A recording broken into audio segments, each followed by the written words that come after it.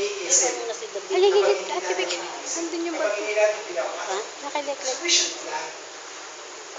For a person to be successful, he should plan. Kapag parang isang tao maging matagumpay, kailangan patuloy siya magplano. Hindi lang kung ano ang kasalukuyan.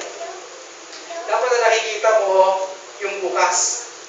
Anong mangyayari bukas? Anong mangyayari bukas?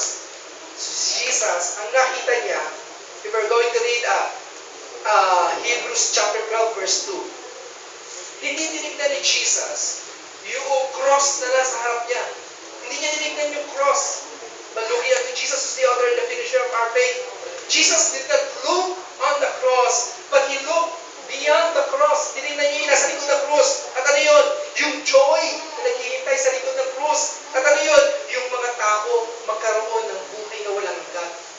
Hindi tinignan ni Jesus yung hinaharap niya, aharapin niyang cross. Hindi niya tinignan yung mangyayari sa cross. Hindi niya tinignan yung kung ano yung mararamdaman at mararanasan niya sa cross. Jesus looked beyond the cross. Hinikita niya yung pain, hinikita niya yung suffering, hinikita niya yung mararanasan niya. Ang nakita niya yung kagalakang naghihintay after the cross. Yun naging motivation niya. Pagkatapos sa cross, sasaya ako.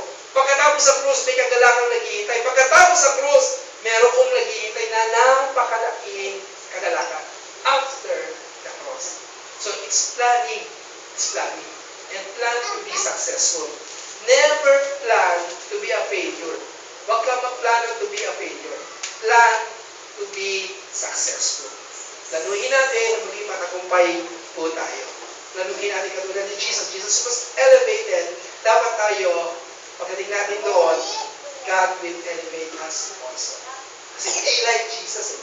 Be like Jesus. So be elevated. Itaas tayo ng ating Panginoon. Amen? Amen. Amen po. So, hindi lang po mga kapatid, kami rito. Masinihan, yung sabi noong sa nakita page. I don't have an attitude problem. Anong babae? You have a problem with my attitude and that's not my problem. Ako wala akong problema sa attitude ko. Pero, kung ikaw may problema ka sa attitude ko, problema mo na yun. Wala akong pakialam. Diba? Ibig sabihin talaga may attitude problem ng taong ito. So, may attitude problem talaga. Diba? So, hindi mo pwedeng gano'n eh. Diba? Hindi mo pwedeng gano'n. Kaya, kailangan natin makaroon ng choose your attitude. Piliin mo ang magiging attitude mo. Your attitude is your reaction to what life hands you. And only you can choose your reaction. So, your attitude is what your reaction towards life hands you. Ikaw lamang ang may kapangyarihan, ikaw lamang ang may kakayanan para pumili ng magiging reaction mo.